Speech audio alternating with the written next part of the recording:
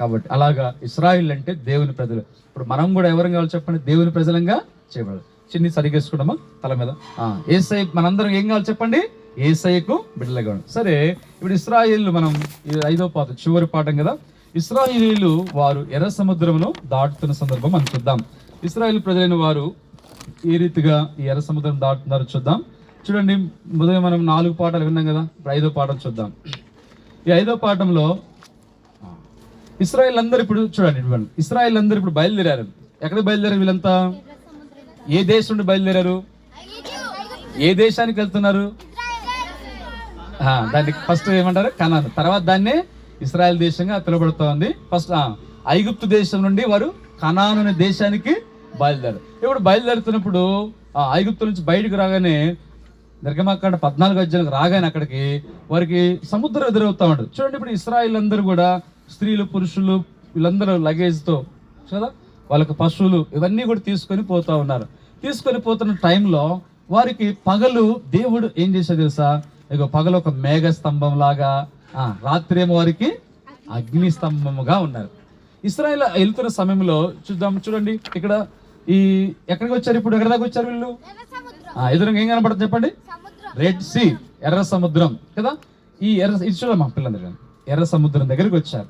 ఇప్పుడు ఎర్ర సముద్రం దగ్గరికి వచ్చారు. వారు కనానుకు వెళ్ళాలంటే ఖచ్చితంగా ఎర్ర సముద్రం దాటాలి.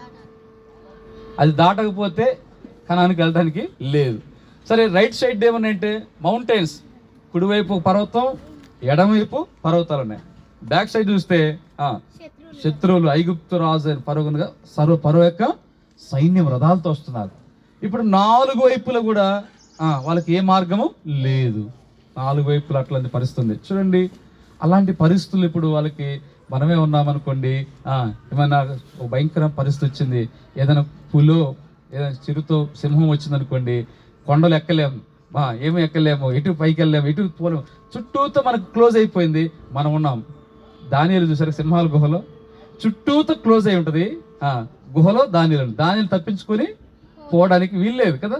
అట్లాంటి పరిస్థితి వచ్చిందనుకోండి మీకు కూడా, అప్పుడు ఏం చేస్తారు చెప్పండి?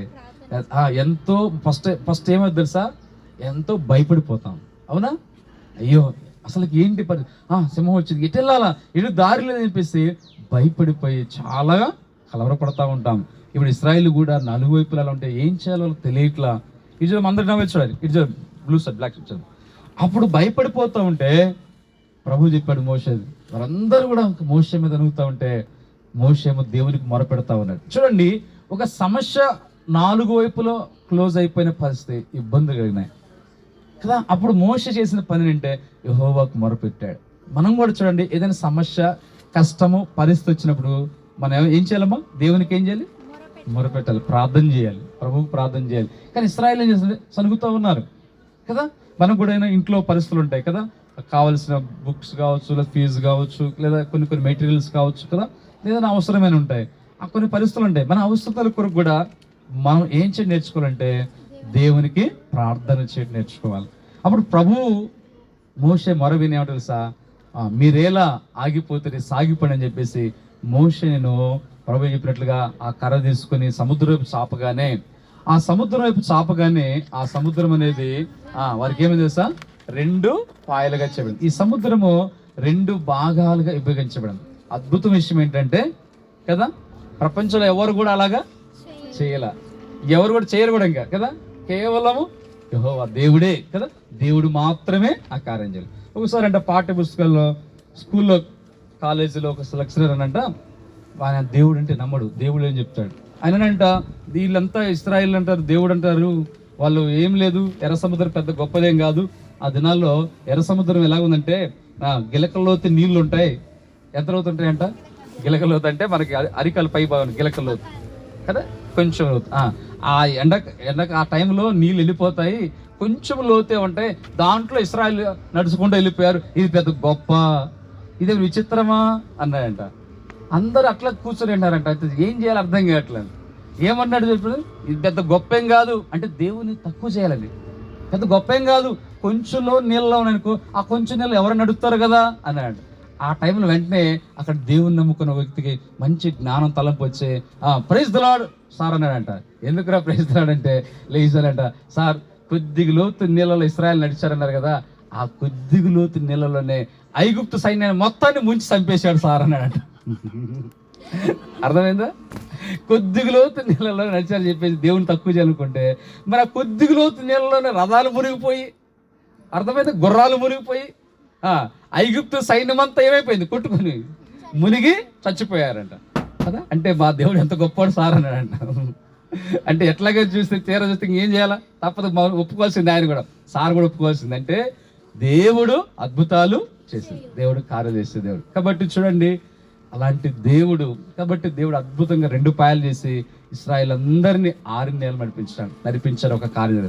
ఆ తర్వాత ఏం తెలుసా, వారు ఆ ప్రాంతానికి వెళ్ళిన తర్వాత వాళ్ళకి అక్కడ నీళ్లు అవసరం అవుతా ఉన్నాయి, నీళ్లు తాగాలనుకున్నారు. 3 దినాల ప్రయాణం వెళ్ళారు.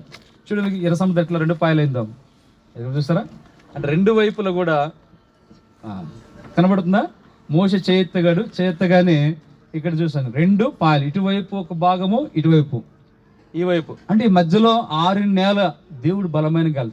ఈ మధ్యలో నుండి ఇశ్రాయేల్ ఏం చేస్తున్నారు చెప్పండి, నడుచుకుంటూ వెళ్తున్నారు. వాస్తవానికి నీళ్లు అంత హైట్ లో, కొన్ని స్తంభాల హైట్ లో, అంత హైట్ లో ఉన్నాయి. సముద్రం అంటే నీళ్లకు రాజు కదా, సముద్రం కంటే పెద్ద ఉన్నాయి నీళ్ళలో ఇంకా లేవు కదా, నది కంటే పెద్దది సముద్రం. ఇప్పుడు ఇలాంటి దాని నుంచి దేవుడు అద్భుతంగా కార్యం చేసి వారు నడిపించాడు. అప్పుడు మిరియాము వీళ్ళందరూ కూడా ఏం చేస్తారంటే, నిర్గమాకాండం 15వ అధ్యాయం మనకు కనబడుతుంది, వారు దేవుని స్తుతించి కీర్తించి గానం చేశారు. మన దేవుడు గొప్పవాడు, ఐగుప్తు సైన్యం నుంచి కాపాడాడు. ఇంకేం చేశాడు చెప్పండి, ఎర్ర సముద్రమును 2 పాయలు చేశాడు. 6 నెలలను దేవుడు వారిని నడిపించాడు. చంపడానికి వచ్చిన ఐగుప్తు సైన్యం మొత్తం దేవుడు ఏం చేశాడు, వారిని నీళ్ళలో ఉంచేసి వారు చనిపోయారు, శవాలు అయిపోయినాయి. చివరికి వారి శవాలు కనబడుతూ వచ్చినాయి. అంటే శత్రువుల నుంచి దేవుడు కాపాడాడు. పగలేమో వారికి ఎలాగుందంట, మేఘస్తంభం, రాత్రి వెలుతురు కోసం ఎంత కార్యాలు చేశారని వీళ్ళు గానముతో వచ్చేసరి. మిరియాము వాళ్ళ సంగీతంతో పాటలు పాడుతున్నారు. ఎవరంట, మన బ్యాచ్, ఎవరో బ్యాచ్, సిస్టర్స్ బ్యాచ్ కదా, మిరియాం బ్యాచ్ కదా, మిరియాము సిస్టర్ కదా, వాళ్ళు స్త్రీల కన్నా నాయకురాలు, మంచి వ్యక్తి కదా.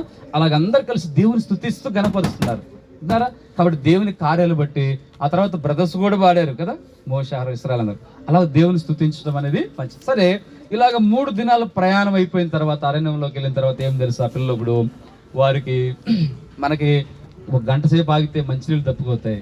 వాళ్ళకి ఎన్ని రోజులు అప్పుడు తెలుసా, అప్పటికే ఎన్ని రోజులు అంట, 3 రోజులు. ఆ 3 రోజులు ప్రయాణం వెళ్ళిన తర్వాత ఒక అరణ్యంలోకి వెళ్ళిన తర్వాత వాళ్ళకి నీళ్ళు లేవు. ఇక్కడ ఒకసారి ఉన్నాయి కానీ ఆ నీళ్లు తాగుతుంటే ఏమో తెలుసా, భయంకరంగా చేదుగా ఉన్నాయి. ఎట్లా ఉన్నాయి నీళ్ళమ్మా, చేదుగా ఉన్నాయి నీళ్లు. ఆ నీళ్లు చేదుగా ఉంటాయి. చేదు నీళ్ళు తాగుతారా, ఉప్పు నీళ్ళు తాగుతారా, పప్పు నీళ్ళు తాగుతారా, ఏ నీళ్ళు తాగుతారు చెప్పండి. చప్పకుంటే కూడా మనం తాగము. బాగుండాలి, కూలింగ్ నీళ్ళ ఉండాలా ఇప్పుడు కదా. మామూలు నీళ్ళు కూడా తాగట్లా, కూలింగ్ నీళ్ళు ఉండాలా. ఫ్రిడ్జ్లో వాటర్ కావాలంటారు కొంతమంది. ఇంకేం వాటర్ కావాలి, మినరల్ వాటర్ కదా, జనరల్ వద్దు, మినరల్ కావాలి కదా, స్పెషల్ వాటర్ కావాలి. చూడండి, సరే వాళ్ళకైతే ఆ వాటర్ భయంకర చేదుగా ఉన్నాయి, తాగలేకపోతున్నారు. అప్పుడు వాళ్ళు ఏంటి ఇలాంటి పరిస్థితి అన్నప్పుడు వాళ్ళందరూ సనుగుతూ ఉంటే అప్పుడు మోషే ప్రార్థన చేసిన దేవుడు అనగా ఒక చెట్టును చూపి అంట, యెహోవా ఒక చెట్టును చూపించినాడు. ఆ చెట్టు చూపినప్పుడు ఆ చెట్టును నరికి ఆ చెట్టు తీసుకొచ్చి ఆ నీళ్ళు వేయగానే ఇప్పుడు మారా నీళ్లు ఏమైపోయినట్ట, మధురంగా అంటే రుచిగా ఉన్నాయి.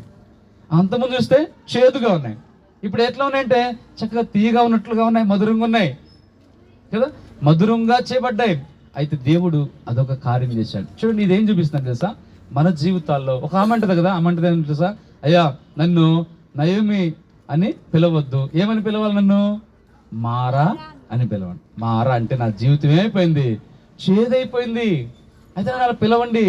మధురంగా కాదు, నయోమి అంటే మధురం, కానీ నా జీవితం మారాగా చేదుగా ఉంది.